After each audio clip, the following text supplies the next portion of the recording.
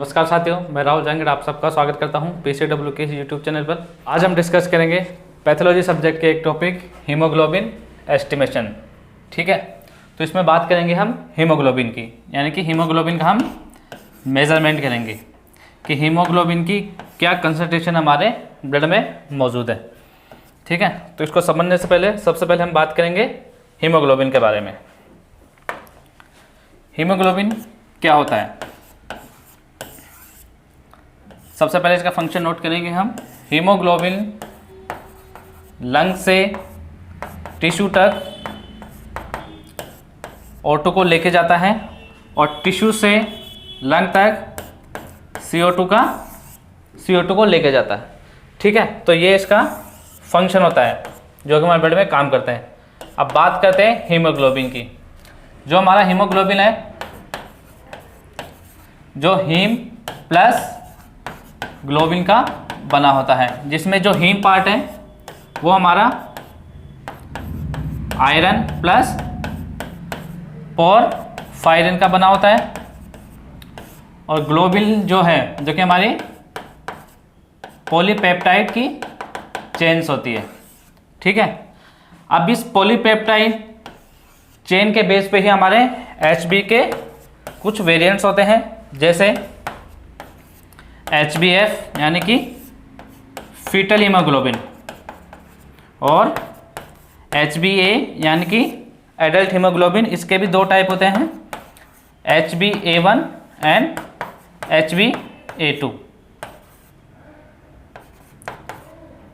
ये जितने भी टाइप और वेरिएंट है ये इस ग्लोबिन चेन की प्रेजेंस से होते हैं। इनमें पर्टिकुलर में अलग अलग टाइप की ग्लोबिन चेन्स होती हैं, जैसे कि एग्जांपल ग्लोबिन चेन के एग्जांपल है अल्फा, बीटा, गामा। इन सब में ये डिफरेंट टाइप की होती है।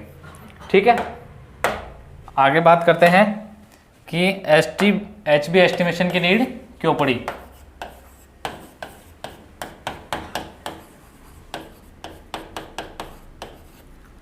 तो HB एस्टिमेशन को सबसे पहले यूज में लिया टू डिटर्मिनेट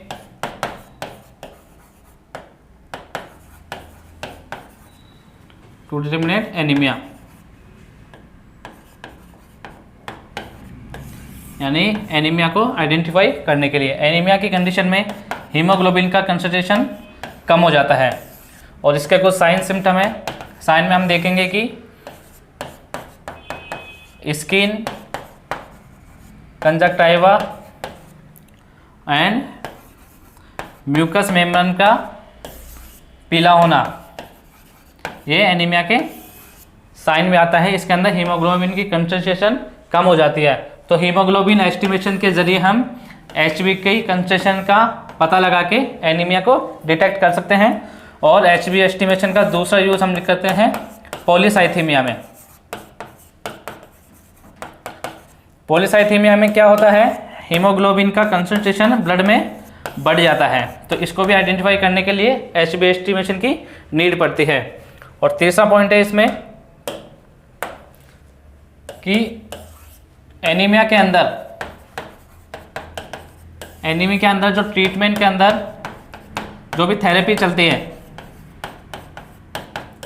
तो इस थेरेपी की प्रोग्रेस चेक करने के लिए हम वापस से HB एस्टिमेशन करते हैं। इस समय पता लगता है कि जो थेरेपी सही हो रही है या फिर HB एस्टिमेशन का कंसंट्रेशन बढ़ रहा है या नहीं बढ़ रहा है, उसके लिए HB एस्टिमेशन की नीड पड़ती है। और फोर्थ पॉइंट में हम देखेंगे कि HB एस्टिमेशन का यूज ब्लड डोनर्स को सिलेक्ट करने के लिए किया जाता है, यानी कि जो डोनर ब्लड देते हैं उनका सिलेक्शन के लिए HB एस्टिमेशन की नीड पड़ती है। जिस डोनर के अंदर सफिशिएंट अमाउंट में हीमोग्लोबिन प्रेजेंट होगा वही ब्लड डोनेट कर पाएगा। तो इन 4 पॉइंट के लिए हम इनका एस्टिमेशन का यूज करते हैं। अब बात करते हैं हीमोग्लोबिन एस्टिमेशन के मेथड की। तो आज हम जो डिस्कस करने वाले हैं सालिज एसिड हिमेटिन मेथड। बात करते हैं सालिज एसिड हिमेटिन मेथड की। जैसा कि नाम से पता लग रहा है, इसके अंदर हम ब्लड को एसिड हिमेटिन कंपाउंड में कन्वर्ट करते हैं, किसके द्वारा, N/10 HCl के द्वारा। और इससे कलर कंपैरिजन के द्वारा हम HB का एस्टिमेशन करते हैं। तो इस टेस्ट के लिए हमें सबसे पहले इक्विपमेंट की रिक्वायरमेंट पड़ती है, उनको देखेंगे पहले। तो सबसे पहले हमें चाहिए होता है सालिस हीमोग्लोबिनोमीटर, ग्रेजुएट ट्यूब, ये इसमें ट्यूब यूज़ करते हैं जिस पर मार्किंग रहती है ग्राम में और परसेंट में। उसके बाद एक पिपेट का यूज़ करते हैं और स्टीरियर, ये 4 इक्विपमेंट की हमें इसमें नीड पड़ती है। और एक 5वां हम लिख लें तो N/10 HCl सॉल्यूशन और डिस्टिल वाटर की। ठीक है, ये हमारे इक्विपमेंट हो गए इस टेस्ट के लिए। अब बात करते हैं इस टेस्ट के प्रिंसिपल की।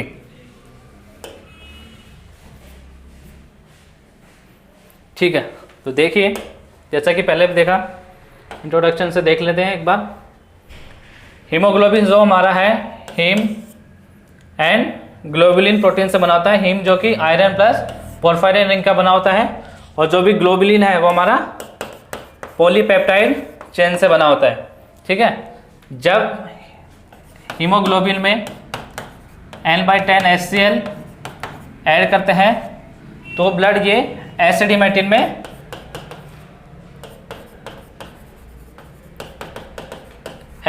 में कन्वर्ट होता है। और इस एसिड हेमेटिन का कलर को हम जो भी इसका स्टैंडर्ड ग्लास है ये इससे कंपैरिजन कर लेते हैं। भाई हम क्या करेंगे, उस ट्यूब के अंदर कुछ मार्क तक, अभी जब पूरा प्रोसेस बताएंगे तब अच्छे से बताया जाएगा, ब्लड प्लस N/10 HCl को मिक्स करेंगे और इसके अंदर drop by drop distil water add करते जाएंगे। जब तक ऐड करते जाएंगे तब तक इस ट्यूब के अंदर जो मैं ब्लड और N/10 HCl डाला है उनका कलर इन स्टैंडर्ड ग्लास के कलर से मैच नहीं कर जाए। और जिस मार्क तक हमारा कलर कंपैरिजन होगा, तो आगे में से बात करते हैं इस टेस्ट के प्रोसीजर की।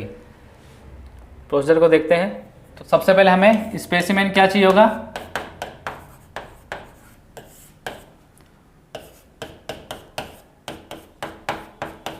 EDTA ब्लड या होल ब्लड या फिर स्किन पंचर द्वारा लिया हुआ ब्लड। ठीक है, अब देखते हैं प्रोसीजर।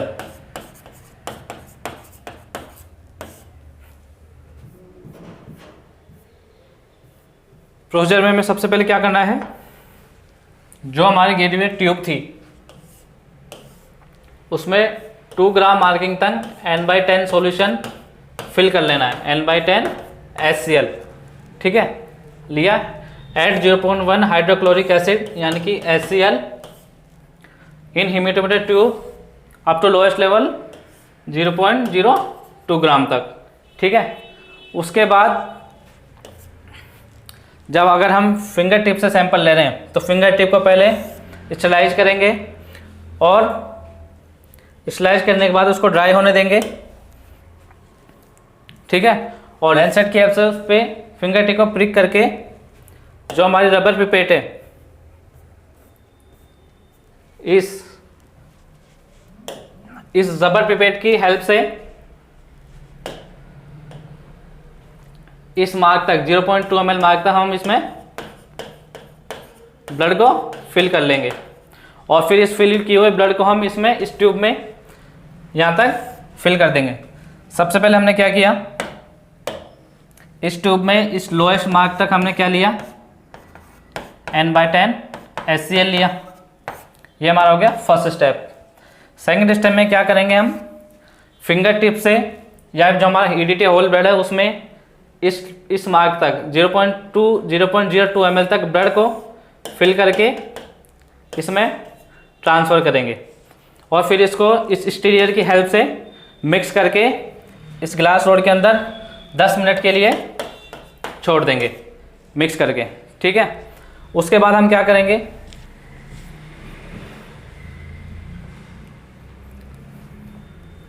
हमने यहाँ क्या किया है, इस ट्यूब के अंदर सबसे पहले लोएस्ट मार्क तक हमने क्या लिया, N/10 HCl फिल किया। फिर पिपेट की हेल्प से 0.02 ml तक ब्लड को फिल करके वो भी इसमें मिक्स किया और स्ट्रेनर की हेल्प से इसको मिक्स करके इसको 10 मिनट के लिए छोड़ दिया। उसके बाद इसमें ड्रॉप बाय ड्रॉप हम इसमें क्या ऐड करेंगे, डिस्टिल वाटर। और डिस्टिल वाटर हम इसमें कब तक ऐड करेंगे, जब तक कि इस सॉल्यूशन का कलर पास में रखे 2 स्टैंडर्ड ब्राउन ग्लास से मैच ना कर जाए। मान लो बाई चांस हमने इसमें फिल करते गए और इस मार्क तक हमारा ये स्टैंडर्ड ग्लास से कलर मैच हो गया, यानी इसका कलर भी और इनका कलर, तीनों कलर हमारा मैच कर रहा है, तो उसकी हम मार्किंग यहाँ पे नोट कर लेंगे।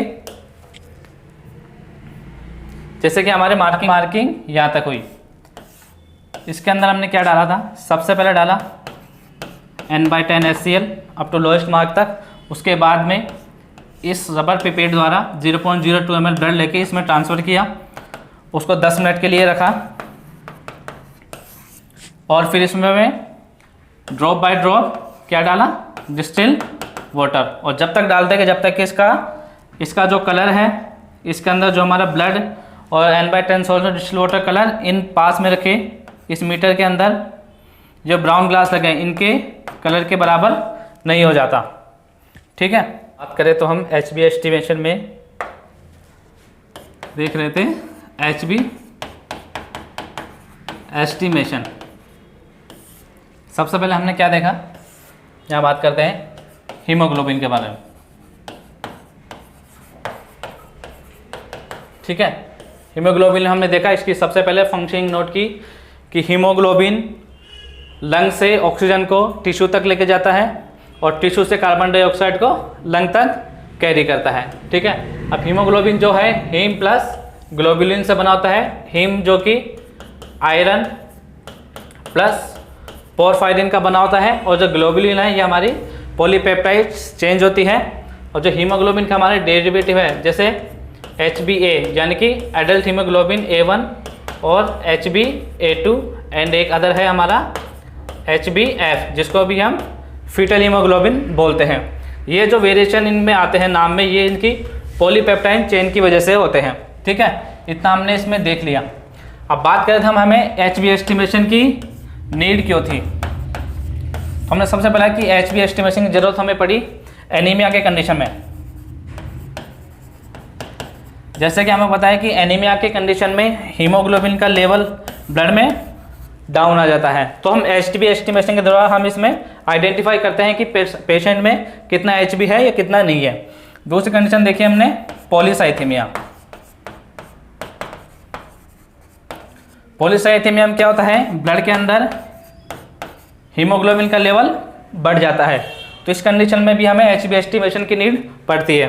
थर्ड कंडीशन देखी कि एनीमिया के पेशेंट में एनीमिक जो थेरेपी चलती है, तो वो थेरेपी का ट्रीटमेंट थेरेपी सही से हो रही है या नहीं हो रही है, पेशेंट का ट्रीटमेंट हो रहा है, उसको मेज़र करने के लिए भी HB एस्टिमेशन हम करते हैं।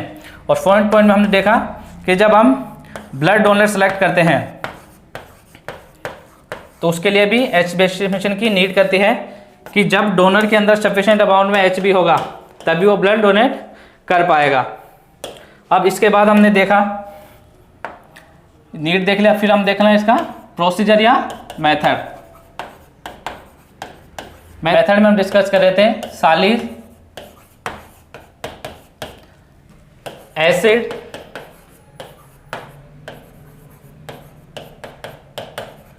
Acid haematin method. इसमें हमने क्या किया, जो हमारा मीटर था, सालिस हीमोग्लोबिनोमीटर था, उसके अंदर हमने देखा कि ये दो साइड में स्टैंडर्ड ब्राउन ग्लास हैं और बीच में हमारी ये ग्रेजुएट ट्यूब थी।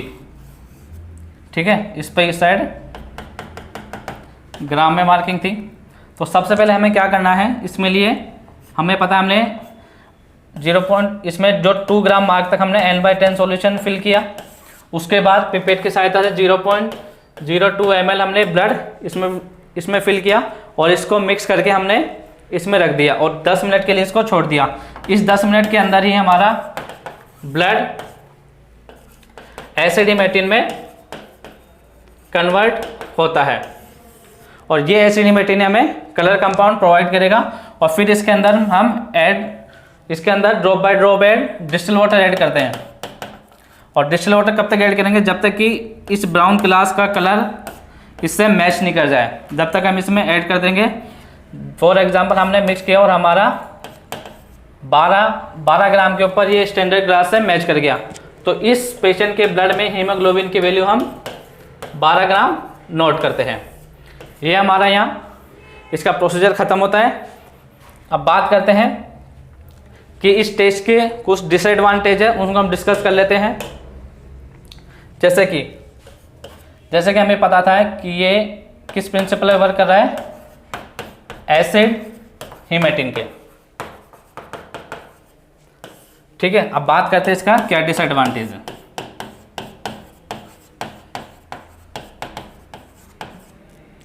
तो इसका सबसे बड़ा डिसएडवांटेज ये है कि ये जो सालिज जो मेथड है वो ओनली HbA यानी कि एडल्ट हीमोग्लोबिन के लिए ही यूज़फुल है। क्यों? हम इससे HbF यानी कि जो फीटल हीमोग्लोबिन है उसको मेज़र नहीं कर पाते हैं, क्योंकि फीटल हीमोग्लोबिन है इसकी ये क्वालिटी होती है कि ये एसिड हिमेटिन में कन्वर्ट नहीं होता है। यानी कि फीटल के हम ब्लड में अगर N/10 सॉल्यूशन डाल के उसको एसिड हिमेटिन में चेंज करना जाए तो ये पॉसिबल नहीं है। तो इसका डिसएडवांटेज ये होगा कि फीटल बच्चों का या फीटल्स का जो हीमोग्लोबिन है वो हम इस मेथड से मेज़र नहीं कर सकते हैं। और दूसरा डिसएडवांटेज ये आएगा कि जो हम एसिड हिमेटिन में हमारा ब्लड कन्वर्ट हो रहा है वो 10 मिनट के अंदर हो रहा है, लेकिन 10 मिनट के अंदर मैक्सिमम 100% हमारा हीमोग्लोबिन है वो कन्वर्ट नहीं होता है। वो अप्रोक्स 95% ही हीमोग्लोबिन जो एसिड हिमेटिन में कन्वर्ट होता है, तो हमें एक प्रॉपर मेजरमेंट इसमें नहीं मिल पाता। तो ये इसके दो कुछ मेन डिसएडवांटेज है, वो हमें नोट करने हैं। अब देखते हैं इसका लिखने का पैटर्न क्या रहेगा। ये जो क्वेश्चन है हमारा प्रैक्टिकल एग्जाम में भी आएगा और थ्योरी एग्जाम में भी मेन रहेगा। ठीक है, तो प्रैक्टिकल में लिखने के लिए हमें सबसे पहले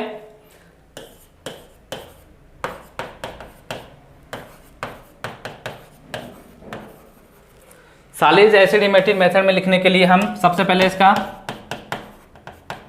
प्रिंसिपल लिखेंगे। प्रिंसिपल में हम ये लिखेंगे कि जो N/10 HCl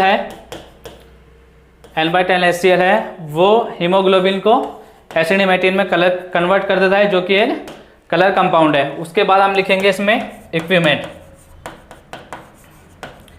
में क्या लिखेंगे? सालिज HB